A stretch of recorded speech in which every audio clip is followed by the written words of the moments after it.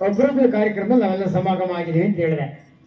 ಪ್ರಾಯಶಃ ಸ್ವಾಗತ ಮಾಡ್ತಿರ್ತಕ್ಕಂಥ ಸಂದರ್ಭದಲ್ಲಿ ನಮ್ಮ ಸನ್ಮಿತ್ರ ಶಿಕ್ಷಕರು ಜಾನಪದ ಸೊಗಡಿದ್ರೆ ಆ ಮಾತಿನ ಮಹತ್ವ ಹೇಗಿರುತ್ತೆ ಅನ್ನಲಿಕ್ಕೆ ಒಂದು ಉದಾತ್ತವಾದಂಥ ಪೀಠಿಗೆ ಹಾಕಿದ್ರು ಅಂತೇಳಿ ನಾನಾದರೂ ಕೂಡ ಭಾವಿಸ್ತೇನೆ ಅಂತೇಳಿ ಅವರೊಂದು ಅಪರೂಪದ ಮಾತು ಹೇಳಿದ್ರು. ಅವರು ಮತ್ತು ಸುರೇಶ್ ಅವರು ಮಾತಾಡ್ತಿರ್ತಕ್ಕಂಥ ಸಂದರ್ಭದಲ್ಲಿ ನಮ್ಮ ಬದುಕಿದೆಯಲ್ಲ ಅದು ಕೇವಲ ನಿರರ್ಥಕವಾದಂಥ ಮೂರಕ್ಷರದ ಶಬ್ದ ಅಲ್ಲ ಅಂತೇಳಿ. ಮತ್ತೇನು ನಮ್ಮ ಬದುಕು ಅಂದ್ರೆ ನಮ್ಮ ಬದುಕಿನ ಹಿಂದೆ ಒಂದು ದೊಡ್ಡ ಶರಣರ ಸಂಸ್ಕೃತಿ ಇದೆ, ದಾಸರ ಪರಂಪರೆ ಇದೆ, ದಾರ್ಶನಿಕರ ಇತಿಹಾಸ ಇದೆ, ಜನಪದರ ಸೊಗಡಿದೆ, ನಮ್ಮ ಅಜ್ಜ ಅಜ್ಜಿ ಬಾಳದಂತ ನೀಳಗತೆಗಳಿದೆ. ಇವೆಲ್ಲವರಿಂದ ಕೂಡಿರ್ತಕ್ಕಂಥ ಸವಿವೂರ್ಣದಂಥ ಬದುಕಿದೆಯಲ್ಲ, ನಮ್ಮ ಬದುಕು ಈ ರೀತಿ ಅರ್ಥಪೂರ್ಣವಾದಂತಹ ಬದುಕಿನ ಸತ್ಯ ಗೊತ್ತಿರ್ತಕ್ಕಂಥದ್ದು ನಮ್ಮ ಹಳ್ಳಿ ಜನಗಳಿಗೆ ಮಾತ್ರ ಅಂತೆ. ನೀವ್ಯಾರಾದ್ರೂ ಕೇಳ್ಬೋದು, ನಿಜಕ್ಕೂ ಕೂಡ ಪೇಟೆಯವರಿಂದ ಸೌಲಭ್ಯದಿಂದ ವಂಚಿತರಾಗಿದ್ದಾರೆ ಅಂದ್ರೆ ನಾನು ಹೇಳೋ ಮಾತಲ್ಲ, ಜಾನಪದದ ಅನುಭವದಲ್ಲೇ ಬಂದಂತ ನಮ್ಮ ಅಜ್ಜಿ ಒಂದು ಗಾದೆ ಮಾತು ಹೇಳ್ತಾಳೆ. ಅವ್ರು ಎಷ್ಟಾಗಿ ಹೇಳ್ತಾಳೆ ಅಂದ್ರೆ, ಅಣ್ಣ ಹಳ್ಳಿಯವರು ಬಾರಿ ಒಳ್ಳೆಯವರು, ಪೇಟೆ ಸ್ವಲ್ಪ ತೀಟೆಯವರು ಅಂತೇಳಿ. ಎಷ್ಟು ಚೆನ್ನಾಗಿ ಹೇಳಿದಾರೆ ಹಳ್ಳಿ ಜನ ಒಳ್ಳೆಯವರು ಅನ್ನೋದನ್ನ. ಅಂದ್ರೆ ಈ ಮಾತಿನ ಮುಖ್ಯ ಹೇಳಿದಾರಲ್ಲ, ನಾನು ಅನೇಕ ಸಂದರ್ಭದಲ್ಲಿ ಮಾತುಗಳನ್ನು ಹೇಳ್ತಿರ್ತೀನಿ. ನಾನು ನೋಡಿ, ನಮ್ಮ ಬದುಕಿನ ನಿಜವಾದಂಥ ಸಾರಸತ್ವ ಗೊತ್ತಾಗಬೇಕು ಅಂದ್ರೆ ನಾವೇನು PhD ಬಿಡಬೇಕಾಗಿಲ್ಲ, ಸಿಕ್ಕಾಪಟ್ಟೆ ಓದಬೇಕಾಗಿಲ್ಲ ಅಂತೇಳಿ. ನೀವು ಸುಮ್ಮನೆ ಒಂದು ಅಜ್ಜನ ಜೊತೆ ಒಂದು ಅರ್ಧ ಗಂಟೆ ಕಳೀರಿ, ಲೋಕಾನುಭವದ ನಿಜವಾದಂಥ ನಿಘಂಟಿದ್ರೆ ಅದು ಖಚಿತವಾಗಿ ನಮ್ಮ ಅಜ್ಜ ನಮ್ಮ ಅಜ್ಜಿ ಇತ್ತೆ. ನಮ್ಗೊಂದು ಭ್ರಮೆ ಇದೆ, ನಾನು ಓದ್ಬಿಟ್ಟಿದ್ದೀನಿ, ಆಫೀಸರ್ ಆಗಿದ್ದೀನಿ, PhD ಮಾಡೀನಿ, MA ಮಾಡೀನಿ, ರ್ಯಾಂಕ್ ತೆಗೆದುಬಿಟ್ಟಿನಿ 98%. ನನಗೇನಿತ್ತು ನಮ್ಮ ಅಜ್ಜಂತ ಆಡೋ ಮಾತು, ನನಗೇನಿತ್ತು ನಮ್ಮ ಅಜ್ಜಿದ ಕೆಲಸ, ನನಗೇನಿತ್ತು ನಮ್ಮ ಅವ್ವಂತ ಕೆಲಸ, ಅವ್ರು ಹೆಬ್ಬೆಟ್ಟು ಅಂತೇಳಿ ತಾತ್ಸಾರ ಮಾಡ್ತೀವಲ್ಲ. ನಾವು ಓದಿರ್ತಕ್ಕಂಥ ಸಾಕ್ಷರಿಗೆ ಹೇಳ್ತಕ್ಕಂಥ ಮಾತು ಅಂದ್ರೆ ಅವ್ರು ನಿರಕ್ಷರ ಕುಕ್ಷಿಗಳಾಗಿರ್ಬೋದು. ಇಲ್ಲ ನಮ್ಮ ಚೌಡಜ್ಜಿ ಇದ್ದಾರೆ, ರಾಜ್ಯೋತ್ಸವ ಪ್ರಶಸ್ತಿ ಪಡೆದಿರ್ತಕ್ಕಂಥ ಅಜ್ಜಿ. ನಾನು ಹೇಳ್ತೀನಿ, ಒಂದು ಮನೆಯಲ್ಲಿ ಒಂದು ಅಜ್ಜಿ ಇತ್ತು ಅಂದ್ರೆ ಅದು ಖಚಿತವಾಗಿ ಜೀವನ ಅನುಭವ ಒಂದು ಡಿಕ್ಷನರಿ ಇದ್ದಂಗೆ, ನಿಘಂಟಿದ್ದಂಗೆ ಅಂತೇಳಿ. ಇದು ನಾನು ಹೇಳೋ ಮಾತಲ್ಲ. ಇದು 15ನೇ ಶತಮಾನದಲ್ಲಿ ನಾವು ಸರ್ವಬಲ್ಲ ಸರ್ವಜ್ಞ ಏನ್ ಹೇಳ್ತಾನಪ್ಪ ಅಂದ್ರೆ, ಮಜ್ಜನಕ್ಕೆ ಮಡಿಲೇಸು, ಉಣಲು ಕಜ್ಜಾಯ ಲೇಸು, ಊಟಕ್ಕೆ ಮಜ್ಜಿಗೆ ಲೇಸು, ಮನೆಗೊಬ್ಬ ಅಜ್ಜ ಅಜ್ಜಿ ಲೇಸೆಂದ ಸರ್ವಜ್ಞ ಅಂತಾನೆ. ಸುಮ್ಮನೆ ಹೇಳ್ತಾನ. ಅಜ್ಜ ಅಜ್ಜಿ ಇಟ್ಬಿಟ್ರೆ ಆ ಅಜ್ಜಿ ಸೊಬಗೆ ಯಾಕೆ ಅನ್ಲಿಕ್ಕೆ ನಾನು ಒಂದೇ ಒಂದು ಉದಾಹರಣೆ ಕೊಡ್ತೀನಿ ಬಂಧುಗಳೇ. ಇಲ್ಲಿ ವಿಶೇಷವಾಗಿ ತಾಯಂದಿರಿದ್ದೀರಾ, ವೇದಿಕೆ ಮೇಲೆ ಇದ್ದೀರಾ, ಸಹೋದರಿಯರಿದ್ದೀರಾ. ನಾನು ನಿಮಗೊಂದು ಮಾತು ಹೇಳ್ತೀನಿ. ನಿಮ್ಮ ಮನೇಲಿ ಇದ್ರೆ ಚಿಕ್ಕ ಮಕ್ಳಿದ್ರೆ ದಯಮಾಡಿ ಅವನ್ನ ನಿಮ್ಮ ಜೊತೆ ಮಲಗಿಸ್ಕೋಬೇಡಿ. ಮತ್ತೆ ಏನು ಮಲಗಬೇಕು ಅವು? ನಿಮ್ಮ ಮನೇಲಿ ಒಬ್ಬ ಅಜ್ಜಿದ್ರೆ ಅಜ್ಜಿ ಜೊತೆ ಮಲಗಕ್ಕೆ ಬಿಡಿ. ಆ ಅಜ್ಜಿ ಒಂದೇ ತಾಟ ಮೇಲೆ 2 ಗಂಡು ಮಕ್ಕಳನ್ನ ಮಲಗಿಸ್ಕೊಂಡು, ಒಂದೇ ಗೊಪ್ಪಲ್ಲಿ ಹೊಚ್ಕೊಂಡು, ಒಂದೇ ತಾಟ ಹೊಚ್ಕೊಂಡು, ಯಾವುದೋ ಮೈದುನ ರಾಮಣ್ಣಂದು, ಅಪ್ಪದೇವ್ದು, ಬಸವಣ್ಣಂದು, ಕನಕದಾಸರದ್ದು ಕತೆ ಹೇಳ್ತಾ ಆ ಮಕ್ಕಳನ್ನ ಬೆಳೆಸಲಿ. ನಾನು ನಿಮಗೆ ಭರವಸೆ ಕೊಡ್ತೀನಿ, ಆ ಮಕ್ಕಳು ನಿಮ್ಮನೆಗಷ್ಟೇ ಇಲ್ಲ, ನಿಮ್ಮೂರಿಗಷ್ಟೇ ಇಲ್ಲ, ಈ ಭೂಮಿಗೆ ಸಾರ ಆಗ್ತದೆ ಹೊರತು ಭೂಮಿ ಭಾರ ಆಗ್ಲಿಕ್ಕೆ ಸಾಧ್ಯ ಇಲ್ಲ ಅಂತೇಳಿ. ಬಂದಿಗಳೇ ಆಚಾರ ಈಗ ಹೇಳಿದ್ರು, BC ಬೇಕಾದ್ರೆ ನಮ್ಮ ಚೌಡಜ್ಜಿ, ನಮ್ಮ ಸಹೋದರಿಯರೆಲ್ಲ ಉದ್ಘಾಟನೆ ಮಾಡ್ಬೇಕಾದ್ರೆ ನಮ್ಮ ಲೋಕೇಶ್ ಅಣ್ಣಾರೆಲ್ಲ ಒಂದು ಅದ್ಭುತವಾದ ತ್ರಿಪದಿ ಹೇಳಿದ್ರು. ಎಲ್ಲೋ ನಿಂತ ಅಜ್ಜಿ ಗಮನಿಸಿ ಲೋಕಾನುಭವದ ಮಾತು. ಇಲ್ಲಿದ್ದೀರಲ್ವಾ, ಕನ್ನಡ MA ಮಾಡಿರೋ ಇರ್ಬೋದು, ನಮ್ಮ ಸಿಂಸಿಯವರು ಇದ್ದಾರೆ, ತಾಲೂಕು ಮಾಜಿ ಅಧ್ಯಕ್ಷರು, ತುಂಬಾ ಪರಿಣಿತರೆಲ್ಲ ಇದ್ದೀರಾ. ಬೇಕಾದ್ರೆ ಸಾಹಿತ್ಯ ಅಧ್ಯಯನ ಮಾಡಿದ್ದೀವಿ, ನಾವು ಓದಿದ್ದೀವಿ, ನೀವೆಲ್ಲ ಓದಿದ್ದೀರಿ. ಆದ್ರೆ ಈ ಮಾತು ಹೇಳಿದ್ರಲ್ಲ, ಯಾರು ನಮ್ಮ ಸುರೇಶ್ ಅಣ್ಣವ್ರು ಹಾಡು ಹೇಳಿದ್ರಲ್ಲ, ಆಚಾರಕರ ಸಾಗು. ಅಜ್ಜಿ ಎಲ್ಲೂ ಓದಿದ್ದಲ್ಲ, ಅದು ಯೂನಿವರ್ಸಿಟಿ ಸರ್ಟಿಫಿಕೇಟ್ ಮಾಡ್ತಿರೋದಲ್ಲ. ಅದು ಇಲ್ಲೇ ನಿಮ್ಮ ಗರ್ಜಿನಿ, ಇದೇ ಗರ್ಜಿನಿ ಯಗ್ಡಿಪುರದಾಗೆ ನಮ್ಗೆ ಕೋಡಿಹಳ್ಳಿಲಿ ಕಳೆ ಕೀಳಕ್ಕೆ ಹೋದಾಗ ತೂರ್ಬೇಕಾರೆ, ಕೇರ್ಬೇಕಾರೆ, ಕಣಸುಗಿ ಮಾಡ್ಬೇಕಾರೆ, ನಾಟಿ ಮಾಡ್ಬೇಕಾರೆ, ಹೊಲ ಕೊಯ್ಬೇಕಾರೆ ಆ ಅಜ್ಜಿ ಬಾಯಿಂದ ಬಂದಂತ ಮಾತಿದೆಯಲ್ಲ, ಏನಾಗ್ಬೇಕು ನಮ್ಮ ಮಗ? ಆಚಾರಕರ ಸಾಕು, ನೀತಿಗೆ ಪ್ರಭುವಾಗು, ಮಾತಿನಲ್ಲಿ ನೀನು ಚೂಡಾಮಣಿಯಾಗು, ನನ್ನ ಕಂದ ಜ್ಯೋತಿಯಾಗು ಜಗಕ್ಕೆಲ್ಲ ಅಂತೇಳಿ. ಏನ್ ಹೇಳ್ತಾರೆ ಗೊತ್ತಾ ನಿನಗೆ? ನಾವೇನಂತೀವಿ, ನನ್ನ ಮಗ ಇಂಜಿನಿಯರ್ ಆಗಬೇಕು, ಡಾಕ್ಟರ್ ಆಗಬೇಕು, DC ಆಗಬೇಕು, KS ಆಗಬೇಕು. ತಪ್ಪೇನಲ್ಲ, ಆ ಭಾವನೆ ತಪ್ಪಲ್ಲ. ಇವೆಲ್ಲವೂ ಮೀರ್ತಕ್ಕಂಥ ಮತ್ತೊಂದು ಆಗಬೇಕಲ್ಲ, ಅದೇ ಅಜ್ಜಿ ಹೇಳ್ತಕ್ಕಂಥದ್ದು ಆಚಾರಕರ ಸಾಗು ಅಂತೇಳಿ. ನಿಜವಾದಂಥ ಶರಣ ಯಾರಪ್ಪ ಅಂದ್ರೆ, ವಿಚಾರ ಮತ್ತು ಆಚಾರದ ಸಮನ್ವಯತೆ ಸಾಧಿಸ್ತಕ್ಕಂಥದ್ದು ಇದೆಯಲ್ಲ, ಅದ್ರ ಕೊರತೆ ಭಾರಿ ಇದೆ. ಅದಿದ್ರೆ ಒಂದು ಕಲ್ಯಾಣ ರಾಜ್ಯವನ್ನ, ಶರಣ ಸಾಮ್ರಾಜ್ಯ ಕಟ್ಟಬಹುದು ಅಂತೇಳಿ ಭಾರಿ ಬುದ್ಧಿವಂತರು ಮಾತಾಡ್ತಾರಲ್ಲ, ಆ ಬುದ್ಧಿವಂತರಿಗೆ ಮಾತಾಡ್ತಕ್ಕಂಥ ಮಾತಿಗೆಲ್ಲ ಒಂದು ಬೇಸ್, ಒಂದು ಅಡಿಗಲ್ ಧ್ಯೇಯವಾಕ್ಯನ ನಮ್ಮ ಅಜ್ಜಿ ಇಲ್ಲೇ ಬೀದಿಲಿ ಹೇಳ್ತಾಳಲ್ರಿ. ಏನಾಗ್ಬೇಕು ನನ್ನ ಮಗ ಅಂದ್ರೆ, ನೀನು DC ಆಗೋದು, IAS ಆಗೋದು, ಡಾಕ್ಟರ್ ಆಗೋದು, ಇಂಜಿನಿಯರ್ ಇದ್ದಿದ್ದೇ ಆಗು, ಆದ್ರೆ ಫಸ್ಟ್ ನೀನು ಆಚಾರಕರ ಸಾಗು ಅಂತೇಳಿ. ಏನು ಅದ್ಭುತ ಅಲ್ವಾ? ಆಚಾರಕರ ಸಾಗು, ನೀತಿಗೆ ಪ್ರಭು ಆಗು. ಸಿಂಹಾಸನ ದರ್ಬಾರ್ ಮಾಡ್ಲಿಕ್ಕಲ್ಲ ಪ್ರಭು ಅಂದ್ರೆ, ಏನು MLA ಆಗಿ, ಮಂತ್ರಿ ಆಗಿ, ಮಹಾಮಂತ್ರಿ ಆಗಿ, ಮುಖ್ಯಮಂತ್ರಿ ಆಗ್ಲಿಕ್ಕಲ್ಲ. ಯಾಕಾಗ್ಬೇಕು ನೀನು ಪ್ರಭು ಅಂದ್ರೆ, ನೀತಿ ಪ್ರಭು ಆಗಬೇಕು ಅಂತೇಳಿ. ಮಾತಿನಲ್ಲಿ ಚೂಡಾಮಣಿ ಆಗ್ಬೇಕು. ಇಡೀ ಗರ್ಜೆ ಜನ ಅಲ್ಲಿ ಮಾತಾಡ್ತಾ ಇದ್ದಾನೆ ಅಂದ್ರೆ, ಅಪ್ಪ ಒಂದಿಷ್ಟು ಮಾತು ಕೇಳ್ಬೇಕಣೆ ಅಂತ ದೊಡ್ಡ ಮನುಷ್ಯ ಅನ್ಬೇಕು. ಅವ್ನು ಚಿಕ್ಕವರಾಗ್ಲಿ ದೊಡ್ಡವರಾಗ್ಲಿ ಆ ಮಾತು ಹಂಗಿರ್ಬೇಕು ಅಂತೇಳಿ ನೀತಿಗೆ ಮಾತಿನಲ್ಲಿ ಚೂಡಾಮಣಿ ಯಾರು ಕಡೆ ಒಂದು ಮಾತು ಹೇಳ್ತಾಳೆ. ಏನು ಅದ್ಭುತವಾದ ಮಾತು ಅಂದ್ರೆ, ಒಂದು ಗ್ಲೋಬಲ್ ವಿಲೇಜ್ ಕಾನ್ಸೆಪ್ಟ್ ಅಂತೇಳಿ, ಅವ್ನು ಜಗತ್ ಪ್ರಜ್ಞೆ ಅಂತೇಳಿ. ನಮ್ಮ ಕುವೆಂಪು ಅವರು ಹೇಳ್ತಾರೆ, ನಮ್ಮ ಕಾವ್ಯದಲ್ಲಿ ಏನಾದರೂ ಆಗು, ನೀವು ಮೊದಲು ಮಾನವನಾಗು ಅಂತಾರೆ. ಆ ಮತ ಈ ಮತ ಬಿಟ್ಟು ಬನ್ನಿ, ನಮ್ಮದು ಮನುಷ್ಯ ಮತ ವಿಶ್ವಪಥ ಅಂತೇಳಿ ಕುವೆಂಪು ಅವರು ಹೇಳ್ತಾರಲ್ಲ. ಎಲ್ಲ ದಾರ್ಶನಿಕರು ಹೇಳ್ತಕ್ಕಂಥ ಇಡೀ ಸಾಹಿತ್ಯದ ತಿರಳನ್ನ ಒಂದೇ ಒಂದು ಮಾತಲ್ಲಿ ನಮ್ಮ ಅಜ್ಜಿ ಹೇಳ್ತಾಳೆ, ನೀನ್ ಏನಾಗ್ಬೇಕಪ್ಪ ಅಂದ್ರೆ ಗೊತ್ತಾ, ನನಗೆ ಜ್ಯೋತಿ ಆಗು ಜಗಕ್ಕೆಲ್ಲ ಅಂತೇಳಿ. ಯಾರಿಗಾಗ್ಬೇಕು ಜ್ಯೋತಿ? ನನ್ನ ಮನೆಗಲ್ಲ, ನಮ್ಮೂರಿಗಲ್ಲ, ನಮ್ಮ ಜಿಲ್ಲೆ, ನಮ್ಮ ತಾಲೂಕು, ನಮ್ಮ ನಾಡಿಗಲ್ಲ, ಇಡೀ ಜಗತ್ತಿಗೆ ಜ್ಯೋತಿ ಆಗಬೇಕು ಅಂತೇಳಲ್ಲ, ಇದು ಜಗತ್ ಪ್ರಜ್ಞೆ ಅಂತೇಳಿ. ಏನ್ ಜ್ಯೋತಿ ಅಂದ್ರೆ, ನಾವೀಗ ದೀಪ ಬೆಳೆಸಿ ಉದ್ಘಾಟನೆ ಮಾಡಿದ್ವಿ, ಗಮನಿಸಿದಿರಲ್ವ? ನಿಮ್ಮ ಅಲ್ಲಿ ಒಂದು ಕ್ಯಾಂಡ್ಲ್ ಹಚ್ಚಿದ ತಕ್ಷಣ ಅದೇನಾಗುತ್ತೆ ಹೇಳಿ, ಅದು ಉರಿತಾ ಉರಿತಾ ಉರಿತಾ ಅದು ಕರಗಿ ಹೋಗುತ್ತೆ. ಆದ್ರೆ ನಮಗೆಲ್ಲ ಬೆಳಕು ಕೊಡಬೇಕಲ್ರಿ, ಆಶ್ಚರ್ಯ ಅಲ್ವಾ? Burning candle, it lights others but it consumes itself ಅಂತೇಳಿ ಇಂಗ್ಲಿಷ್ ಒಂದು ಗಾದೆ. ಆ ಜ್ಯೋತಿ ತನಿತಾನೆ ಹೊಡೆದು ಮತ್ತೊಬ್ಬರಿಗೆ ಬೆಳಕನ್ನು ಕೊಡುತ್ತೆ ಅಂತೇಳಿ. ಹಂಗೆ ನಮ್ಮ ಮಕ್ಕಳು ಕೂಡ ಏನೆಲ್ಲ ನೋವುಗಳು ಏನೆಲ್ಲ ಆದ್ರೂ ಕೂಡ ನಮ್ಮ ನೋವು ನುಂಗಿ ಆ ಮನೆಗೆ ಬೆಳಕಾಗಬೇಕು ಅಂತೇಳಿ, ಆ ಊರಿಗೆ ಬೆಳಕಾಗಬೇಕು ಅಂತೇಳಿ, ಆ ಜಗತ್ತಿಗೆ ಬೆಳಕಾಗಬೇಕು ಅಂತೇಳಿ ಅಂತ ಜಗಜ್ಯೋತಿಗಳು ನಮ್ಮ ಮಕ್ಕಳಾಗಬೇಕು. ಮತ್ತೊಂದು ಮನವನ್ನು ಬೆಳಗ್ತಕ್ಕಂಥ ದೀಪಗಳಾಗಬೇಕೆ ಹೊರತು ಮತ್ತೊಂದು ಮನಸ್ಸನ್ನು ಸುಡತಕ್ಕಂಥ ಬೆಂಕಿಯ ಕೊಳ್ಳಿಗಳಾಗಬಾರ್ದು ಅಂತಕ್ಕಂಥ ಆಶಯ ಅಜ್ಜಿ ಮಾತಲ್ಲಿದೆ. ಅಂದ್ರೆ ಆ ಅಜ್ಜಿ ಅನುಭವ ನಮಗೆ ಬೇಕೋ ಬೇಡ, ಅಜ್ಜಿ ಜೊತೆ ನಾವು ಕಾಲ ಕಳಿಬೇಕೋ ಬೇಡ ಅಂತೇಳಿ. ಪ್ರೀತಿ ಬಗ್ಗೆ ಸಾವಿರ ಮಾತಾಡ್ತೀವ್ರಿ ನಾವು, ಸಾಹಿತ್ಯಿಕವಾಗಿ ಬೇಕಾದಷ್ಟು ಮಾತಾಡ್ತೀವಿ ನಾವು. ಎಲ್ಲರೂ ಪ್ರೀತಿ ಬಗ್ಗೆ ಮಾತನಾಡಿದ್ದಾರೆ. ಬಸವಣ್ಣವರು ಒಂದು ಮಾತಲ್ಲಿ ಹೇಳ್ತಾರೆ, ಎಷ್ಟು ಒಲವಿಲ್ಲದ ಪೂಜೆ, ಒಲವಿಲ್ಲದ ಮಾಟ, ಪೂಜೆಯೋ ಮಾಟವು. ನೀನ್ ಏನಾರು ಮಾಡು, ಪೂಜೆನಾರು ಮಾಡು, ಕಾಯಕನಾಲ ಪ್ರೀತಿ ಇರಬೇಕು ಅಂತೇಳಿ. ಎಲ್ಲರೂ ಕೂಡ ಪ್ರೀತಿ ಪ್ರೇಮದ ಬೆಲೆ ಎಷ್ಟೊಂದು ಕೇಳದಿರು ಹುಚ್ಚ, ಜೀವಮಾನವಿಡೀ ತೇದರು ನೀವು ಬರೀ ತೆರಲಾರೆ ಅದರ ಅಂಚೆ ವೆಚ್ಚ ಅಂತೇಳಿ ಬೇಂದ್ರವ್ರ ಕಡೆ ಪ್ರೀತಿ ಪ್ರೇಮದ ಬಗ್ಗೆ ಹೇಳ್ತಾರೆ. ಎಲ್ಲ ಸಾಹಿತ್ಯಿಕವಾಗಿ ಪ್ರೀತಿ ಪ್ರೇಮದ ಬಗ್ಗೆ ಭಾರಿ ಮಾತುಗಳು ಬಂದಿದ್ದಾರೆ. ಸಾಹಿತ್ಯಿಕವಾಗಿ ಬರೀತೀವಿ, ಎಲ್ಲ ಓದ್ತೀವಿ. ಆದ್ರೆ ನಮ್ಮ ಅಜ್ಜಿ ಆ ಪ್ರೀತಿಯ ನೆರಳಲ್ಲೇ ಬದುಕ್ತೇವ್ರಿ. ಆ ಪ್ರೀತಿ ಏನು ಅಂತೇಳಿ ಆ ಮನೆ ಉಣಬಡಿಸಿದ್ದಿದೆಯಲ್ಲ, ಅದು ಗೊತ್ತಾಗಬೇಕು ಅಂದ್ರೆ ನಮ್ಮ ಅಜ್ಜಿ ತಕ್ಕೆ ಹೋಗಬೇಕು ಅಂತೇಳಿ. ಒಂದು ಉದಾಹರಣೆ ಕೊಡ್ಬೋದು ನಾನು. ಏನು ಉದಾಹರಣೆ ಹೇಳಿ ಗೊತ್ತಾ ನಿಮಗೆ? ಸಾಮಾನ್ಯ ನೋಡಿ ಅಕ್ಕ, ಏನ್ ಕೇಳಿ ನಿಮ್ಗೆ ಹೇಳ್ತಾ ಇದ್ದೀನಿ ಅಕ್ಕ, ಕೇಳಿ. ಹೇಗಿತ್ತು ಅಜ್ಜಿ ಪ್ರೀತಿ? ಹೇಗಿತ್ತು ಅಜ್ಜಿ ಪ್ರೀತಿ ನೋಡಿ. ಗರ್ಜನಲ್ಲಿ ಏನಾದ್ರು ನಮ್ಮ ಮುಳ್ಳಪ್ಪರ ಬಂದ್ಲ, ಲೋಕಣ್ಣವ್ರ ಬಂದ್ಲ, ಯಾವ್ದಾರು ಮಂದಿ ಊಟಕ್ಕೆ ಕೇಳಿದ್ದಾರೆ ಅಂದ್ರೆ, ದೊಡ್ಡ ಮನುಷ್ಯ ಮದುವೆ ಕರೆದಿದ್ದಾರೆ ಅಂದ್ರೆ, ಈಗ ನಂಗೆ ಅಕ್ಕ ಕೇಳ್ರಕ್ಕ, ನೀವು ಫೋಟೋ ಕಡೆ ಗಮನ ಕೊಡಿ ಅಕ್ಕ. ನಿಮಗೆ ಕೇಳ್ತೇನೆ, ನಿಮ್ ಕಡೆ ಕೇಳಿ ದಯವಿಟ್ಟು. ಆಮೇಲೆ ಫೋಟೋ ತೆಗಿಸ್ಕೋಬೋದು. ನಿಮಗೆ ಬೇಕಾದ ಮಾತದು. ಒಂದು ಅಜ್ಜಿ ಗರ್ಜೆಯಲ್ಲಿ ಊಟಕ್ಕೆ ಹೋಗ್ತಾಳಲ್ಲ ನಮ್ಮವ್ವ, ನಮ್ಮ ಅಜ್ಜಿನ ಊಟಕ್ಕೆ ಹೋಗ್ತಿದ್ಲಲ್ಲ, ನಿಮಗೆ ಒಳ್ಳೆ ಸೀರೆ ಉಟ್ಕೊಂಡೆ ಹೋಗ್ತಿದ್ಲವಳು. ಒಂದು ಒಳ್ಳೆ ಸೀರೆ ಉಟ್ಕೊಂಡೆ ಹೋಗ್ತಿ 200-300 ರೂಪಾಯಿನ ಉಟ್ಕೊಂಡು ಹೋಗ್ತಿದ್ಲವಳು. ಅಲ್ಲಿ ಹೋದ ತಕ್ಷಣ ಆ ಅಡುಗೆ ಜೋರ ಮಾಡ್ತಿರೋರು, ಒಂದು ಕಡೆ ಲಾಡು ಇಡೋರು, ಜಿಲೇಬಿ ಇಡೋರು, ಮೈಸೂರು ಪಾಕ ಇಡೋರಲ್ಲ. ಗಮನಿಸಿ ನಿಮಗೆ, ನಮ್ಮ ಅಜ್ಜಿ ಯಾವತ್ತೂ ಕೂಡ ಏಕದಮ್ ಮೈಸೂರು ಪಾಕ ಆ ಲಾಡುನ ಬಾಯಿಗೆ ಹಾಕೊಂಡವಳಲ್ಲ. ಗೊತ್ತಾ ನಿಮಗೆ? ನಾನು ಜನ ನೋಡ್ತಾ ಇರ್ತೀನಿ, ನಮ್ಮ ಕಡೆ ಕಿವಿ ಕೊಡ್ತಾ ಇದ್ರೋ ಇಲ್ಲೋ ಅಂತೇಳಿ. ವೇಸ್ಟ್ ಆಗಬಾರ್ದಿದ್ದು ನಾನು ಹೇಳ್ತಿರ್ತಕ್ಕಂಥ ಅಡಿಮತ್ತು ಆಯ್ಕೆ ಮಾಡ್ಕೊಳ್ಳಿ, ಮತ್ತೇನು ಸಿಗುತ್ತೆ ನಿಮಗೆ ನೋಡಿ. ಅಜ್ಜಿ ಊಟ ಕುತ್ಕೊಂಡ ತಕ್ಷಣ ಏಕದಮ್ ಲಾಡನ್ನು ಬಾಯಿಗೆ ಹಾಕೊಂಡವಳಲ್ಲ ಇರೋರು, ಮೈಸೂರು ಪಾಕ ಬಾಯಿಗೆ ಹಾಕೊಂಡವಳಲ್ಲ. ಏನ್ ಮಾಡ್ತಿದ್ಲಿ ಹೇಳಿ? ಮನೇಲಿ ನನ್ನ ಮಗ ಇದೆ, ಮೊಮ್ಮಗ ಇದೆ, ಅದಕ್ಕೆ ಲಾಡು ಅಂದ್ರೆ ಪ್ರೀತಿ, ಜಿಲೇಬಿ ಅಂದ್ರೆ ಪ್ರೀತಿ ಅಂತೇಳಿ ಹುಟ್ಟಿರ್ತಕ್ಕಂಥ ಒಳ್ಳೆ ಸೆರಗಲ್ ಕಟ್ಕೊಂಡು ಹೋಗಿ ತಿನ್ನಿಸ್ತಿದ್ಲಲ್ಲ, ಅದು ಪ್ರೀತಿ ಅಂತೇಳಿ. ಲಾಡು ಮನೆ ಹಾಳಾಗೋಗ್ಲಿ, ಜಿಲೇಬಿ ಮನೆ ಹಾಳಾಗೋಗ್ಲಿ ರೀ, ಒಂದು ಹಪ್ಪಳ ಚೂರಿಟ್ರೆ, ಸಂಡಿಗೆ ಚೂರಿಟ್ರೆ ಅದನ್ನ ಏಕದಮ್ ಬಾಯಿಗೆ ಇಟ್ಕೊಂಡವಳಲ್ಲ ನಮ್ಮ ಅಜ್ಜಿ. ಯಾಕೆ ಹೇಳಿ? ಅಯ್ಯೋ ನನ್ನ ಮಗ ಐತಲ್ಲ ಮನೇಲಿ, ಆ ಮಗಿಗೆ ಜಿಲೇಬಿ ಅಂತದ್ದು, ಹಪ್ಪಳ ಅಂದ್ರೆ ಸಂಡಿಗೆ ಅಂದ್ರೆ ಪ್ರಾಣ ಅಂತೇಳಿ ಆ ಹಪ್ಪಳ ಚೂರು ಸಂಡಿಗೆ ಚೂರು ಕಟ್ಕೊಂಡು ಹೋಗಿ ತಿನ್ನಿಸ್ತಿದ್ಲಲ್ಲ, ಅದು ಪ್ರೀತಿಯ ದರ್ಶನ ಅಂತೇಳಿ.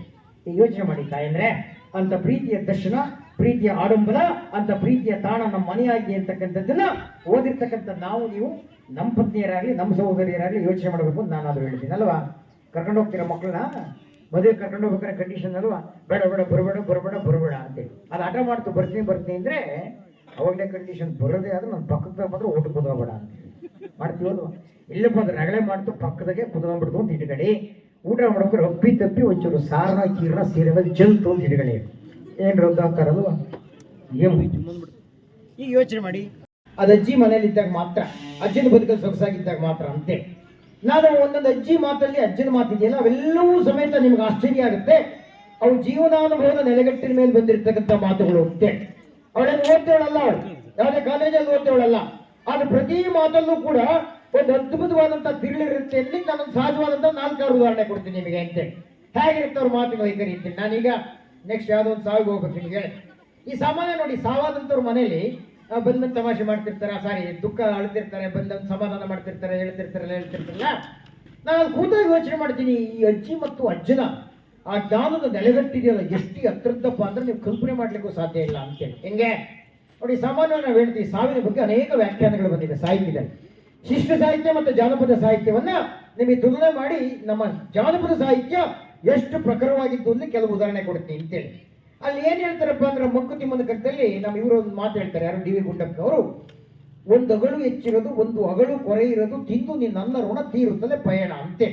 ಅವ್ರು ಏನ್ ಹೇಳ್ತಾರಪ್ಪ, ಇಲ್ಲಪ್ಪ ಯಾಕೆ ಹಂಗೆ ಹೇಳ್ಬಿಟ್ಟು, ಎಲ್ಲಿವರೆಗೂ ಆಯಸ್ಸಿತ್ತು ಅಲ್ಲಿವರೆಗೆ ಹಾಗಾಗಿ ಅದೇನು ಒಂದು ಒಗಳು ಹೆಚ್ಚಿಗೆ ಮಾಡೋಕೆ ಬಿಡಲ್ಲ ನಿನಗೆ.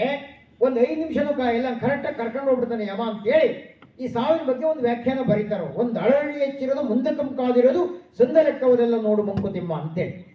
ನನಗೆ ಈ ಶಿಷ್ಟ ಸಾಹಿತ್ಯದ ಡಿ ವಿ ಗುಂಡಪ್ಪನವ್ರ ಮಾತಿನ ಶ್ರೇಷ್ಠತೆ ನೋಡ್ತಾ ನನಗೆ ಆಶ್ಚರ್ಯ ಆಯಿತು. ಅಂದ್ರೆ ನಮ್ಮ ಅಜ್ಜಿ ಮಾತಾಡ್ತಾರಲ್ಲ ಮಾಸ್ಟ್ರೆ, ಸತ್ತೋದ್ ಮಂದಿ ಯಾರೋ ಒಬ್ಬ ದನ ಕಾಯ್ತಕ್ಕಂಥ ಸೋಲ್ಗಣ್ಣ ಅಜ್ಜ ಅಳ್ಬೇಕಾದ್ರೆ ಬಂದೊಂದು ಮಾತು ಹೇಳ್ತಾನಲ್ವಾ, ಮಗ ಯಾಕಂಗೆ ಹೇಳ್ತೀವಿ ಮಗ, ಆಗಿಂದ ನೋಡ್ತೀನಿ ನೀನು ಹೊತ್ತು ಹೇಳಿದ್ದೆ ಹಂಗೆ ಹೇಳ್ಬೇಡ ಕಣ್ ಮಗ, ಏನು ಮಾಡೋಕ್ಕಾಗಲ್ಲ. ಮನೆ ಆಗಲೂ ಹೇಳ್ತಿದ್ದೆ, ರಾತ್ರಿ ಇಷ್ಟೊಬ್ಬ ಮುದ್ದೆ ಉಂಡ್ರು ಬೆಳಕರಿಯೊಳಗೆ ಸೇರೋದ್ರು ಅಂದರೆ ಆ ಮುದ್ದೆ ಮೇಲೆ ಬರ್ದಿತ್ತು ಕಣ್ ಮಗ ಇದೇ ಕೊನೆಗುಕ್ಕು ಅಂತ, ಈ ಅಂದಗಳ ಮೇಲೆ ಬರ್ದಿತ್ತು ಕಣ್ ಮಗ ಇದೇ ಕೊನೆಗುಕ್ಕು ಅಂತ.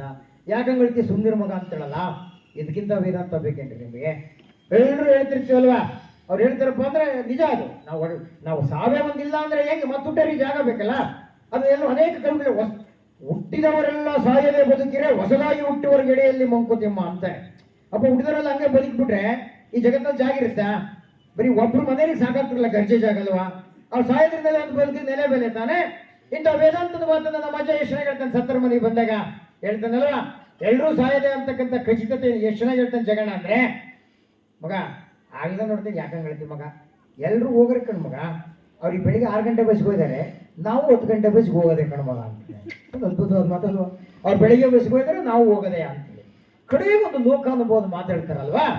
ಎಲ್ಲರೂ ಸಾಯೋದೇ ಆಗ್ಲಿಕ್ಕೆ ಏನು ಹೇಳ್ತಾರೆ ಅಂದ್ರೆ, ಸುಂದರ ಮಗ ಯಾಕಂಗೆ ಹೇಳ್ತೀವಿ, ಆಗಿಲ್ಲ ನೋಡ್ತೇನೆ ನೋಡಿ ಬಂದಿದ್ದು ನೋಡ್ಕೋಬೇಕಪ್ಪ ಮುಂದೆಯಿಂದ. ಒಂದು ಮಾತು ಹೇಳ್ತಾನೆ ಅವನು, ಸತ್ತರ ಪುಟ ಯಾರ ಸಾಯಕ್ಕಾಗತ್ತೆ ಮಗ ಅಂತೇಳಿ. ಏನು ಅದ್ಭುತವಾದ ಮಾತಲ್ವ? ನಾವೆಲ್ಲ ಅಂತೀವಲ್ವಾ, ಅಣ್ಣ ನಮ್ಮ ಪ್ರಾಣ ತಗೋಬಾರ್ದೈತೆ ಅವ್ನು ಉಳಿಸ್ಬೇಕು ಎಲ್ಲ ಅಂತೀವಿ ಅಷ್ಟೇ. ಹಂಗೇನ್ರ ಸತ್ತರ ಪುಟೆ ಸಾಯದೆ ಇದ್ರೆ ಈ ಮನುಕುಲ ಇರ್ತಿತ್ತೇನ್ರಿ? ಈ ಜೀವ ಜಗತ್ತು ಇರ್ತಿತ್ತ? ಇಲ್ಲಲ್ವಾ? ಹಾಗಾಗಿ ಸಾವು ಒಂದು ಖಚಿತವಾಗಿ ಅದು ಡೆಫಿನೆಟ್ ಆಗಿ ಬಂದೇ ಬರುತ್ತೆ. ಅದು ಸ್ವೀಕರಿಸ್ಬೇಕಷ್ಟೇ, ನಾವು ಅದು ಒಪ್ಕೋಬೇಕಷ್ಟೇ. ಅದು ಒಪ್ಕೋಬೇಕು ಅಂದ್ರೆ ಬದುಕು ಗೆಲ್ಲಬೇಕು ಅಂತೆ, ಸಾವು ಸೋಲಬೇಕು ಅಂತೆ. ಇಂಥ ಅನನ್ಯವಾದಂಥ ನುಡಿಗಟ್ಟುಗಳನ್ನ ಜೀವನಾನುಭವದ ಆಧಾರದ ಮೇಲೆ ನಮಗೆ ತೆರೆದಿಟ್ಟಿದೆಯಲ್ಲ, ಅದು ನಮ್ಮ ಜಾನಪದ ಜಗತ್ತು ಅಂತೆ. ನಾನು ಅನೇಕ ಸಂದರ್ಭದಲ್ಲಿ ದೇವ್ರ ಬಗ್ಗೆ ಮಾತಾಡ್ತೀವಲ್ವಾ, ದೇವ್ರು ಹೆಂಗಿದ್ದಾನೆ, ದೇವ್ರು ಎಲ್ಲಿದ್ದಾನೆ, ದೇವ್ರು ಯಾಕಿದ್ದಾನೆ, ದೇವ್ರು ಯಾಕೆ ಹಿಂಗೆ ಮಾಡ್ತಾನೆ, ದೇವ್ರ ಬಗ್ಗೆ ಬೇಕಾದ್ರೂ ಜಿಜ್ಞಾಸೆಗಳು ನಮಗೆ ನಿಮಗೆ ಎಲ್ಲ ಬಾರಿ ಓದಿರ್ತಕ್ಕಂಥ ಸಾಹಿತಿಗಳಿಗೂ ಇನ್ನೂ ಕಾಡ್ತಾ ಇದೆ. ಇವತ್ತು ಭಾರಿ ಸಮಸ್ಯೆಗಳಿಗೆ ಭಾರಿ ಚರ್ಚೆಗೆ ಗ್ರಾಸವಾಗಿರ್ತಕ್ಕಂಥದ್ದು ಆಧ್ಯಾತ್ಮಿಕ ಜಗತ್ತಿನ ದೇವರ ಅಸ್ತಿತ್ವದ ಬಗ್ಗೆ, ದೇವ್ರ ಬಗ್ಗೆ ಮಾತಾಡ್ತೀವಲ್ವಾ. ದೇವ್ರ ಎಲ್ಲ ಕಡೆ ಇದ್ದಾನೆ ಅಂತ ಹೇಳ್ತೀವಲ್ವಾ, ಗಾಡ್ ಈಸ್ ಎವ್ರಿವೇರ್, ದೇವ್ರ ಎಲ್ಲ ಕಡೆ ಇದ್ದಾನೆ ಅಂತಕ್ಕಂಥದ್ದು ಹೇಳ್ತೀವಿ. ನಮ್ಮ ಅಜ್ಜಿ ವೇದಾಂತ ಓದ್ತೇವಳಲ್ಲ, ದೇವ್ರು ಎಲ್ಲಿದ್ದಾನೆ ಅನ್ಲಿಕ್ಕೆ ಒಂದು ಕಾವ್ಯ ಮಾತು ಹೇಳ್ತಾಳೆ ಗೊತ್ತಾ ನಿಮಗೆ? ಏನು ಚೆನ್ನಾಗಿ ಹೇಳ್ತಾಳೆ ಕೇಳಿ ಅಜ್ಜಿ ನೋಡಿ. ಅಜ್ಜಿ ದೇವ್ರು ಎಲ್ಲಿದ್ದಾನೆ ಅಂದರೆ, ಏನ್ ಮಗ ಹಿಂಗೆ ಕೇಳ್ತೀಯಾ, ಎಣ್ಣೆ ಎಳ್ಳಲ್ಲಿ ಅಡಕ, ಬೆಣ್ಣೆ ಹಾಲಲ್ಲಿ ಅಡಕ, ಆ ಭಗವಂತ ಎಲ್ಲದರಲ್ಲಿ ಅಡಕ ಕಣ ಮಗ. ಏನು ಅದ್ಭುತವಾದ ಮಾತು, ಯೋಚನೆ ಮಾಡಿದ್ರೆ ನಿಮಗೆ ಏನು ಚೆನ್ನಾಗಿ ಹೇಳ್ತಾಳೆ. ಎಣ್ಣೆ ಎಳ್ಳಲ್ಲಿ ಅಡಕ, ಎಣ್ಣೆ ಎಳ್ಳಲ್ಲಿ ಇದೆಯಾ ಇಲ್ವ? ಇದೆ ತಾನೆ, ಎಳ್ಳಿದೆಯಲ್ರಿ, ನಾವು ಪುಟ್ಟೆಳ್ಳು ಬೆಳಿತೀವಲ್ಲ, ಎಣ್ಣೆ ಇದೆಯಲ್ಲ, ಮರಳಾಗಿದೆಯಾ ಇಲ್ವ? ಎಣ್ಣೆ ಎಳ್ಳಲ್ಲಿ ಅಡಕ, ಬೆಣ್ಣೆ ಹಾಲಲ್ಲಿ ಅಡಕ, ಬೆಣ್ಣೆ ಹಾಲಲ್ಲಿ ಇದೆಯಾ ಇಲ್ವ? ಇದೆ ಅಲ್ವಾ? ಹಂಗೆ ಆ ಭಗವಂತ ಎಲ್ಲದರಲ್ಲಿ ಅಡಕ ಕಣ ಮಗ ಅಂತ. ಏನು ಚೆನ್ನಾಗಿ ತಿರ್ಲಿ ಹೇಳ್ತಾಳೆ ಅಂದರೆ ನೋಡಿ, ಎಣ್ಣೆ ಆ ಎಳ್ಳಲ್ಲಿದೆ ಅಂತ ಗೊತ್ತಾಗ್ಬೇಕಾದ್ರೆ ಏನು ಮಾಡ್ಬೇಕು ಹೇಳಿ? ನಾವು ಆ ಎಳ್ಳನ್ನ ನಾವು ಗಾಣಕ್ಕಿಕ್ಕಿ ಪ್ರೋಸೆಸ್ಗೊಳಪಡಿಸ್ಬೇಕಲ್ವಾ? ಅದು ಕಡ್ದಾಗ ಮಾತ್ರ ಗಾಣಕ್ಕಿಕ್ಕಿದಾಗ ಎಣ್ಣೆ ಕಾಣುತ್ತೆ. ಹಾಗೆ ಬೆಣ್ಣೆ ಹಾಲಲ್ಲಿದೆ ಸುಮ್ಮನೆ ಕಾಣುತ್ತಾ ಇಲ್ಲ? ಏನು ಮಾಡಬೇಕು? ಅದು ಕಾಸಬೇಕು, ಎಪ್ಪಾಕಬೇಕು, ಮಜ್ಜಿಗೆ ಕಡ್ದಾಗ ಆ ಬೆಣ್ಣೆ ಬರುತ್ತೆ. ಅದ್ರಲ್ಲಿ ಇದಾನ ಇಲ್ಲ ಹೋಗುವಂತ? ಹಂಗೆ ಎಲ್ಲದ್ರೊಳಗೂ ದೇವ್ರು ಇದ್ದಾನೆ. ಅವ್ನು ಕಾಣಬೇಕು ಅಂದ್ರೆ ಏನು ಮಾಡಬೇಕು? ನೀನು ಹೆಂಗೆ ಬೆಣ್ಣೆ ಕಡಿತೀವಲ್ಲ, ಮಜ್ಜಿಗೆ ಕಡಿತೀವಲ್ಲ, ನಿನ್ನೊಳಗಡೆ ಒಂದು ಕಡಿಯುವಿಕೆ ಪ್ರಾರಂಭ ಆಗಬೇಕು. ಆ ದೇವ್ರು ನೋಡ್ಬೇಕು ಅಂತಕ್ಕಂಥ ತುಡಿತ ಪ್ರಾರಂಭ ಆಗಬೇಕು.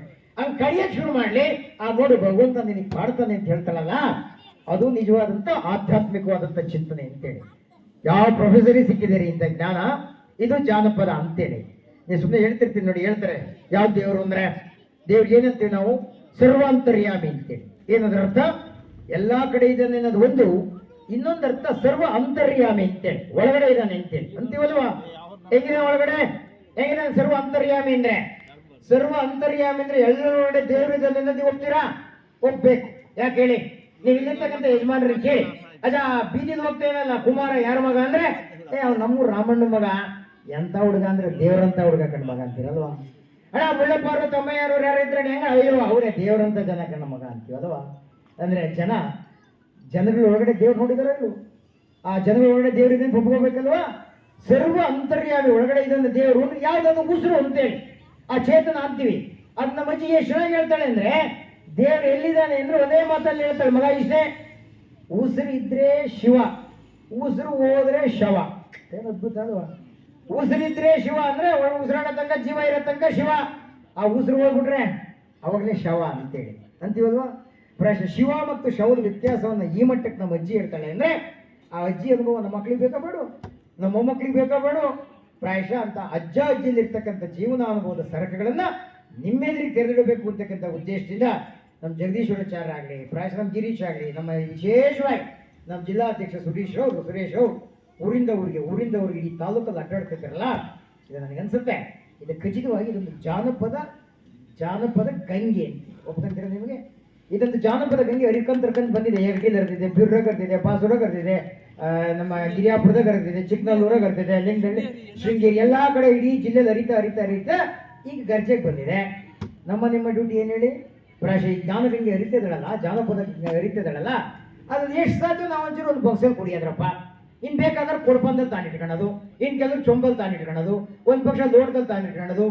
ಎಲ್ಲರೂ ಕೂಡ ಯಾರ್ಯಾರು ಬಂದಿದ್ದೀರೋ ಈ ಜಾನಪದ ಜ್ಞಾನಗಂಗೆಯನ್ನು ಹರಿಸಿ ಅದ್ರ ಬಾಯಾರಿಕೆಯನ್ನು ತಣಿಸ್ಲಿಕ್ಕೆ, ಆ ಜ್ಞಾನದಾವನ್ನು ತಣಿಸ್ಲಿಕ್ಕೆ, ಆ ಜ್ಞಾನಗಂಗೆ ನೀರು ಕುಡಿಯೋಕ್ಕೆ ಬಂದಿದ್ದೀರಾ. ಇನ್ನು ಯಾರ್ಯಾರು ಬಂದಿಲ್ವೋ ಅವ್ರಿಗೆಲ್ಲ ಬೇರೆ ಬೇರೆ ಕುಡಿತಾರೆ ಅಂತ ಕಾಣುತ್ತೆ, ಪಾಪ ಅವ್ರಿಗೆ ಬೇಕಾಗಿಲ್ಲ ಅಂತ ಕಾಣುತ್ತೆ. ಗರ್ಜೆ ಅಂತ ಗ್ರಾಮದಲ್ಲಿ ಇಂಥ ಒಂದು ಸಮ್ಮೇಳನ ನಡೀತಾ ಇದೆ ಅಂದರೆ ತುಂಬಬೇಕಾಗಿತ್ತು ಪ್ರತಿಯಾಗಿ. ಪ್ರಾಯಶಃ ಇಡೀ ಜನ ಬರಬೇಕು ಅಂತೇಳಿ. ಯಾವ ಯೂನಿವರ್ಸಿಟಿಲಿ, ಯಾವ ಬೋರ್ಡ್ಗಳ ಮಧ್ಯೆ, ಯಾವ ಕಾಲೇಜುಗಳಲ್ಲಿ ಮಕ್ಕಳನ್ನ ಇಂಥ ಜ್ಞಾನ ಕಲಿಸ್ತೀರಾ? ವಿಶೇಷವಾಗಿ ಭಾನುವಾರ ಯಾರ್ಯಾರ ಮಕ್ಕಳಿಲ್ಲಿ ಬಂದಿಲ್ವೋ ಅವ್ರಿಗೊಂದು ವಿಶೇಷವಾದ ಸಲಹೆ ಕೊಡ್ತೀನಿ, ಒಂದು ಸೂಚನೆ ಕೊಡ್ತಾ ಇದ್ದೇನೆ. ದಯಮಾಡಿ ನಿಮ್ಮ ಮಕ್ಕಳು ಇಂಥ ಕಾರ್ಯಕ್ರಮ ಕರ್ಕೊಂಬನ್ನಿ ಅಂತೆ. ಎಲ್ಲಿ ಕಲಿಸ್ತಾರೆ ಇವನ್ನೆಲ್ಲ? ಅಪ್ಪ ಅಂದ್ರೇನು, ಅವ್ವ ಅಂದ್ರೇನು, ಅಜ್ಜಿ ಅಂದ್ರೇನು, ಅಜ್ಜ ಅಂದ್ರೇನು, ಒದ್ಗೆ ಅಂದ್ರೇನು, ನಾದ್ನಿ ಅಂದ್ರೇನು, ನಮ್ಮ ಬಿದ್ವಾಟಿಕೆ ಅಂದ್ರೇನು, ಕೊಯ್ಲು ಅಂದ್ರೇನು, ಕಣ ಅಂದ್ರೇನು, ಇವೆಲ್ಲ ಗೊತ್ತಿದೆಯೇನ್ರಿ ನಮ್ಮ ಮಕ್ಕಳಿಗೆ? ಆ ಜಾನಪದ ವಾಹಕಗಳಾಗಿರ್ತಕ್ಕಂಥ ಎಲ್ಲ ಸತ್ವಗಳನ್ನ ಪರಿಚಯ ಮಾಡಿಕೊಡ್ತಕ್ಕಂಥ ಇಂಥ ಕಾರ್ಯಕ್ರಮಗಳ ಮಕ್ಕಳು ಬರಲಿಲ್ಲ ಅಂದ್ರೆ ಹೆಂಗಿದೆ ನಮ್ಮ ಮಕ್ಕಳ ಕತೆ? ನಮ್ಮ ಪೋಷಕರದ್ದು ಮಾರ್ಕ್ಸು ತಪ್ಪೇನಿಲ್ಲ, ಸಿಗಲಿ 98 ತೆಗಿಲಿ, 99 ತೆಗಿಲಿ, ತಪ್ಪಲ್ಲ. ಆದ್ರೆ ಒಂದು ತಿಳ್ಕೊಳ್ಳಿ, ಪೋಷಕರಾದವರು ಮಾರ್ಕ್ಸಿನ ಜೊತೆಗೆ ಬದುಕಿನಲ್ಲಿ ಸಮಾಜದಲ್ಲಿ ಕೆಟ್ಟ ರಿಮಾರ್ಕ್ಸ್ ಬರಬಾರ್ದು ನನ್ನ ಮಕ್ಕಳಿಗೆ. ಅವ್ನು ನೋಡ್ಕೊಳ್ಬೇಕಾದಂಥ ಹೊಣೆಗಾರಿಕೆ ಹಿರಿಯರಲ್ಲಿದ್ದರೆ ಇಂಥ ಕಾರ್ಯಕ್ರಮಗಳಿಗೆ ಮಕ್ಕಳಿಗೆ ಕರ್ಕೊಂಬರ್ಬೇಕು.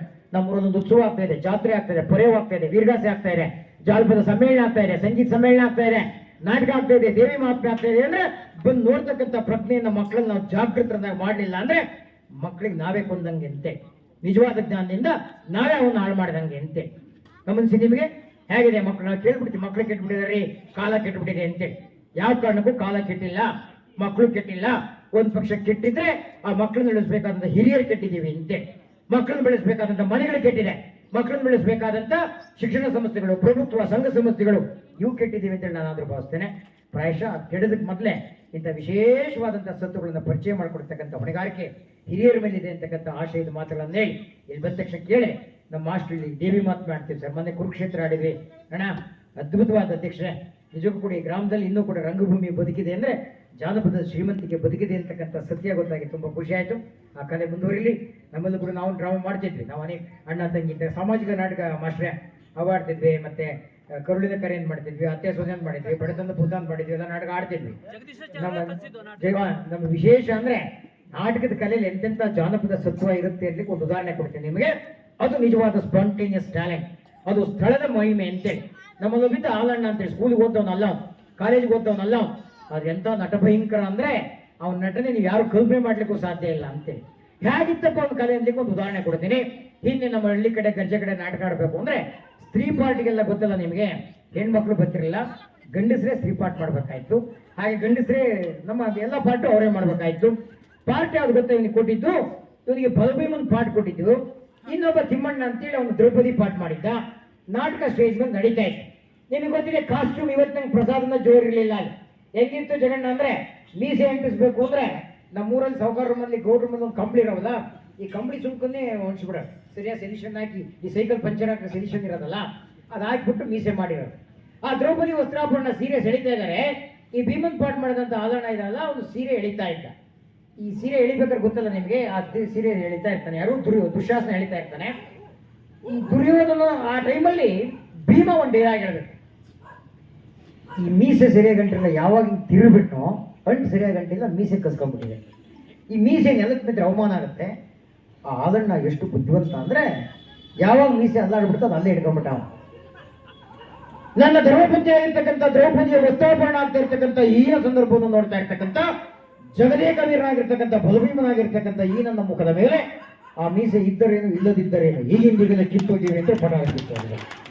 ಜನಕ್ಕೆಲ್ಲ ಆಶ್ಚರ್ಯ, ಹೋಗಿ ಕೇಳೋದು ಅಣ್ಣ ಎಲ್ಲಿ ತನ ಪ್ಲಾಟ್ ಇದು ಮಾಸ್ ರುದ್ರಾಚಾರ ಒಂದು ನಡ್ಕಳ್ಸರಿ ಯಾವ ಡೈಲಾಗ್ ಉಳ್ಳರಿ ಅದು ಅವ್ನ ಮಗನ ತಲೆ ಕೇಳಿ ಅವ್ನ ತಲೆ ಹಂಗಿತ್ತು ಯಾವಾಗ ಅಲ್ಲಾಡಿದ್ರು ಡೈಲಾಗ್ ಹೊಡೆದ ಏನು ಅದ್ಭುತವಾದ ಪ್ರಶ್ನೆ ಅಲ್ವಾ. ಇಂಥವು ಎಷ್ಟು ಪ್ರಸಂಗಗಳಲ್ಲ ನಿಮ್ಗೆಲ್ಲ ಕೇಳಿದೆ ಅಣ್ಣ. ಬೆಳಗಿನ ಜಾವ ಆಗುತ್ತೆ ದೇವಿ ಮಕ್ಕಳ ನಾಟಕ ಆಡಬೇಕಾದ್ರೆ ನಮ್ಮಲ್ಲೆಲ್ಲ ಗೊತ್ತು, ರಾಮಾಯಣ ಮಾಡಬೇಕಾದ್ರೆ ಎಲ್ಲ ಹಿಂಗಾಗಿತ್ತು ಅಂದ್ರೆ ಅದು ಬೆಳಕರಿಯ ತನಕ ಸಾಮಾನ್ಯ ಬೆಳಕರಿದ್ರು ಸಾಯಂಕಾಲ ತನಕ ಕ್ಲೀನಾಗಿ ವರ್ಷ ಅಂತಿರಲ್ಲ ಪೇಂಟ್ ಎಲ್ಲ ಕಾಣಬೇಕು ಅಂತೇಳಿ ಜನೆಲ್ಲ ಕೇಳಬೇಕು, ಪೇಂಟ್ ಎಲ್ಲ ಹಂಗಂಗೆ ಇರೋದು ಅಂತೇಳಿ. ಬೆಳಗಿನ ಜಾವ ನಾಟಕ ಆಡಿ ಜನೆಲ್ಲ ನೋಡ್ತಾ ಇರಲ್ಲ. ಆ ಟೈಮಲ್ಲಿ ಒಬ್ಬ ವಿದೂಷಕ ಒಬ್ಬ MC ಮಾಡೋನ್ ಬಂದ್ಬಿಡ ಸ್ಟೇಜ್ ಮೇಲೆ ಬಂದೇನೋ, ಈಗ ದ್ರೌಪದಿ ಪಾಠ ಮಾಡುವವರಿಗೆ ಅವ್ರ ಸೋದರ ಮಾವನವರು ₹2 ಮುಯಿ ಮಾಡಿದ್ದಾರೆ, ಅವ್ರು ಬಂದು ಸ್ವೀಕರಿಸಬೇಕು ಅನ್ನೋದು ಗೊತ್ತಿರಲಿಲ್ಲ. ಅವನೊಬ್ಬ ಸೀರೆ ಉಟ್ಕೊಂಡೆ ಇರೋನು, ಕಾಸ್ಟ್ಯೂಮಲ್ಲೇ ಇರೋನು. ಯಾವಾಗ ₹2 ನೋಟ್ ನೋಡ್ತಿದ್ದಂಕ್ಲೆ ಅಲ್ಲೇ ಸೀರೆ ಎತ್ತು ಬಿಡೋದು, ಹೊರಗಡೆ ಒಂದು ಕಾಕಿ ಚಡ್ಡಿ ಇರೋದು ಒಳಗೆ ಇಟ್ಕೊಳ್ಳೋದಲ್ಲೇ. ಆ ಹಿಂದ್ಗಡೆ ಇದ್ದರೆ ಓಹೋ ತಿಮ್ಮಣ್ಣ ಕಳ್ಳ ಕಾಕಿ ಚಡ್ಡಿ ಹಾಕಿರೋ ಗೊತ್ತಾಗ್ತಿಲ್ಲ. ಏನು ಅದ್ಭುತವಾದ ಹಾಸ್ಯ ಪ್ರಜ್ಞೆ ಅಲ್ವಾ. ಎಲ್ಲರೂ ಅಷ್ಟೇ ಪಾಪ ಹೆಣ್ಮಕ್ಳೇ ಪಾಠ ಮಾಡಿದ್ರು, ಸೀರೆ ಉಟ್ಕೊಳಕ್ ಗೊತ್ತಲ್ಲ ನಿಮಗೆ. ಆ ಸೀರೆ ಉಟ್ಕೊಂಡಿರ್ತಕ್ಕಂಥ ತಿಮ್ಮಣ್ಣ ಏನಿದ್ದ ಅವನು ದ್ರೌಪದಿ ಪಾಠ ಮಾಡಿರೋನು, ಆ ಸೀರೆ ಎಳಿತಕ್ಕಂಥ ದುಶ್ಯಾಸನ ಪಾಠ ಮಾಡೋನು ಹೇಳಿದ್ದ, ನೋಡಪ್ಪ ನಾನು ಕರೆಕ್ಟಾಗಿ 5 ಸೀರೆ ಉಟ್ಕೊಂಡಿರ್ತೀನಿ, ನೀನು 4 ಮಾತ್ರ ಎಳಿಬೇಕು ಅಂತ ಹೇಳಿ. ಆ ಹಳ್ಳಿಲಿ ಅವತ್ತು 5 ರೇಷ್ಮೆ ಸೀರೆ ಸಿಕ್ಕಿಲ್ಲ ಅವನಿಗೆ ಸಿಕ್ಕಿರುವೆ 4. ಅದನ್ನು ಈ ಸೀರೆ ಸೆಳೆಯೋನಿಗೆ ದುಶ್ಯಾಸನ ಹೇಳಕ್ ಆಗೇ ಇಲ್ಲ ಅವನಿಗೆ, ಕಮ್ಯುನಿಕೇಶನ್ ಗ್ಯಾಪ್ ಅವನಿಗೆ. ಯಾವಾಗ ನಾಟಕ ತದೇಕ ಚಿತ್ರದಿಂದ ನಾಟಕ ನೋಡ್ತಿದ್ರಲ್ಲ, ಇವನು ಎಳ್ದ 5 ಎಳೆದ ತಕ್ಷಣ ಕಾಕಿ ಚಡ್ಡಿ ನಿಂತ್ಕೊಂಡ್ಬಿಡ. ಆ ಜನಕ್ಕೆಲ್ಲ ಆಶ್ಚರ್ಯ ಅಂತ, ಓ ಇವನು ನಮ್ಮ ತಿಮ್ಮಣ್ಣ ಕಣ್ಣು ನೋಡಿ ಚಡ್ಡಿ ನೋಡಿ ಗೊತ್ತಾಗುತ್ತೆ ಅಂತೇಳಿ. ಅದು ತಲೆ ಹಿಂಗಿದ್ ಗೊತ್ತಾ ನಿಮ್ಗೆ, ಆಶ್ಚರ್ಯ ಆಗುತ್ತೆ. ಡೈಲಾಗ್ ಏನೂ ಇಲ್ಲ ಅಲ್ಲಿ. ಆದ್ರೂ ಓ ಕೃಷ್ಣ ಪರಮಾತ್ಮ, ಆ ದ್ರೌಪದಿ ನನ್ನ ಮೇಲೆ ಯಾಕಿಷ್ಟು ಕೋಪ ನಿನಗೆ, ಕಡೆ ಪಕ್ಷ ಕನಿಷ್ಠ ಈ ಚಡ್ಡಿ ಆದರೂ ಬಿಟ್ಟೆ ಅಲ್ಲ, ನಿನಗೆ ಪ್ರಣಾಮಗಳು ಅಂತ ಅಳ್ದಲ್ಲಿ ಹೇಳೋದು ಅಂತೇಳಿ. ಜನಕ್ಕೆ ಇದಿದ್ದಲ್ವೇ ಡೈಲಾಗು ಅಂತೇಳಿ. ಪ್ರಾಯಶಃ ಇಂಥ ಒಂದು ಸ್ಪಾಂಟೇನಿಯಸ್ ಕಲೆ ಇರ್ತಕ್ಕಂಥ ಜಾಗ ಇದೆಯಲ್ಲ, ಅದು ಖಚಿತವಾಗಿ ನಮ್ಮ ನೆಲ. ಆ ನೆಲದ ಎಲ್ಲ ಸತ್ತುಗಳನ್ನು ಕೂಡ ಪರಿಚಯ ಮಾಡಿಕೊಡ್ತಕ್ಕಂಥ ನಿಟ್ಟಿನಲ್ಲಿ ನಮ್ಮ ಜಗದೀಶ್ವರಾಚಾರ್ಯ ಅಂತ, ಸುರೇಶ್ ಸರ್ ಅಂತ ಅನೇಕ ಜಿಜ್ಞಾಸುಗಳು ಸೇರಿ ಈ ಕಾರ್ಯಕ್ರಮ ಏರ್ಪಾಡು ಮಾಡಿದ್ದಾರೆ. ಶಾಮಿಯಾನ ಹಾಕಿದ್ದಾರೆ, ಚೇರ್ ಹಾಕಿದ್ದಾರೆ, ಮಧ್ಯಾಹ್ನ ಸ್ವಲ್ಪ ಪ್ರಸಾದ ವ್ಯವಸ್ಥೆ ಇದೆ, ವೀರಗಾಸೆ ಕಲಾ ತಂಡಗಳು ಬಂದಿದೆ. ನಿಮ್ಮ ಡ್ಯೂಟಿ ಏನು ಹೇಳಿ, ಬಂದು ಕುತ್ಕೊಂಡು ಚಪ್ಪಾಳೆ ಹೊಡೆಯೋದಪ್ಪ. ಅದಕ್ಕೂ ಸೋಮಾರಿತನ ಆಗ್ಬಿಟ್ರೆ, ಅದಕ್ಕೂ ಆಲಸ್ಯ ಆಗ್ಬಿಟ್ರೆ ನಮ್ಮ ಪರಂಪರೆ ಹೆಂಗೆ ಮುಂದುವರಿಬೇಕ್ರಿ? ಆಸ್ತಿ ಮಾಡಿದ್ರೆ, ಜಮೀನು ಮಾಡಿದಿರಾ, ನಿಮ್ಮ ಆಸ್ತಿ ಜಮೀನು ಮಕ್ಳಿಗೆ ಕೊಡ್ಬೇಕಾದ್ರೆ ಏನು ಮಾಡ್ತೀರಿ ಹೇಳಿ? ಸಬ್ ರಿಜಿಸ್ಟರ್ ಆಫೀಸ್ಗೆ ಹೋಗಿ ರಿಜಿಸ್ಟರ್ ಮಾಡ್ಕೊಡ್ತೀರಲ್ವಾ? ಮಾಡ್ಕೊಡ್ತಿರ್ತಾನೆ ಸ್ಟಾಂಪ್ ಪೇಪರ್ ಮೇಲೆ. ಆಸ್ತಿ ಆದ್ರೆ, ಕಾರ್ ಆದ್ರೆ, ಜಮೀನ್ ಆದ್ರೆ, ತೋಟ ಆದ್ರೆ ಸಬ್ ರಿಜಿಸ್ಟರ್ ಆಫೀಸ್ಗೆ ಸ್ಟಾಂಪ್ ಪೇಪರ್ ಮೇಲೆ ರಿಜಿಸ್ಟರ್ ಮಾಡ್ಕೊಡ್ತೀರಾ? ಇಷ್ಟೆಲ್ಲ ನಿಮ್ಮ ಬದುಕು? ಅದಕ್ಕಿಂತ ಮೀರಿದೊಂದು ಸತ್ವ ಇದೆಯಲ್ರಿ. ನಮ್ಮ ಕಲೆ ಇದೆ, ನಮ್ಮ ಪರಂಪರೆ ಇದೆ, ನಮ್ಮ ಭಜನೆ ಇದೆ, ನಮ್ಮ ಜಾತ್ರೆ ಇದೆ, ನಮ್ಮ ಉತ್ಸವ ಇದೆ. ಇವನ್ ಮಕ್ಳಿಗೆ ಪರಿಚಯ ಮಾಡ್ಕೊಡ್ಬೇಕು ಅಂದ್ರೆ ಸಬ್ ರಿಜಿಸ್ಟರ್ ಆಫೀಸಿಗೆ ಕರ್ಕೊಂಡು ರಿಜಿಸ್ಟರ್ ಮಾಡ್ಕೊಡ್ತೀರಾ? ಸ್ಟಾಂಪ್ ಪೇಪರ್ ಮೇಲೆ ರಿಜಿಸ್ಟರ್ ಮಾಡ್ಕೊಡ್ತೀರೇನ್ರಿ? ಇಲ್ಲಲ್ವಾ? ಅದಕ್ಕೆ ಏನ್ ಮಾಡ್ಬೇಕು ಹೇಳಿ? ಮಕ್ಕಳನ್ನ ಕರ್ಕೊಂಬಂದು ಇಂಥ ಮುಖಾಮುಖಿಯಲ್ಲಿ ಸಂವಾದ ಮಾಡಿಸ್ಬೇಕು ಅಂತೇಳಿ, ಇಂಥ ಮುಖಾಮುಖಿ ಕಾರ್ಯಕ್ರಮ ಕರ್ಕೊಂಬಂದು ಅವ್ರಿಗೆ ಪರಿಚಯ ಮಾಡಿಸ್ಬೇಕು ಅಂತೇಳಿ, ಅದು ನಿಜವಾದಂತಹ ಜಾನಪದ ಜಿಜ್ಞಾಸುಗಳ ದೊಡ್ಡ ಕರ್ತವ್ಯ ಅಂತೇಳಿ ಈ ಸಂದರ್ಭದಲ್ಲಿ ಕರೆ ಕೊಡ್ತಾ, ಇಲ್ಲ ಅಂದ್ರೆ ಅವೇನೇನೋ ತಿಳ್ಕೊಂಡ್ಬಿಡ್ತಾವೆ. ಈ ದೇವಸ್ಥಾನಕ್ಕೆ ಹೋಗಿ ಎದುರುಗಡೆ ದೇವಸ್ಥಾನ ಇದೆ ಅಲ್ವಾ, ದೇವಸ್ಥಾನಕ್ಕೆ ಹೋದ ತಕ್ಷಣ ಮಂಗಳಾರತಿ ಕೊಡ್ತಾರಲ್ವಾ? ಕೊಡ್ತಾರ ಇಲ್ವಾ? ಏನಂತೆ ಮಂಗಳಾರತಿಗೆ? ಅದು ದೇವ್ರ ಜ್ಯೋತಿ ಸ್ವರೂಪ ಅಂತೇಳಿ, ಅದು ಜ್ಞಾನದೀಪ ಅಂತೇಳಿ ಮಂಗಳಾರತಿ ಅನ್ನೋದಕ್ಕೆ ಅದು ವಿಶೇಷವಾದ ಅರ್ಥ ಇದೆ. ಆ ಪರಿಚಯ ಇಲ್ಲದ್ರೆ ನಿಮ್ಮ ಹುಡುಗ ಏನ್ ಮಾತಾಡ್ತಿದ್ದ ಗೊತ್ತಾ? ಈಗ ಗೊತ್ತಾ ಏನಂತೇವೆ? ಏನಪ್ಪ ರಾತ್ರಿ ನಿಮ್ಮನೆ ತಲೆ ಬಂದೆ, ನಿಮ್ಮ ಅಪ್ಪೇನು ಸಿಕ್ಕಾಬಿಟ್ಟೆ ಮಂಗಳಾರತಿ ಮಾಡ್ತಿದ್ದ, ಕೆಟ್ಟದಾಗ ಬೈತಿದ್ದ, ಅದನ್ನೇ ಮಂಗಳಾರತಿ ಅಲ್ವಾ? ತೀರ್ಥ ಅಂದ್ರೆ ಗೊತ್ತಲ್ಲ ನಿಮಗೆ?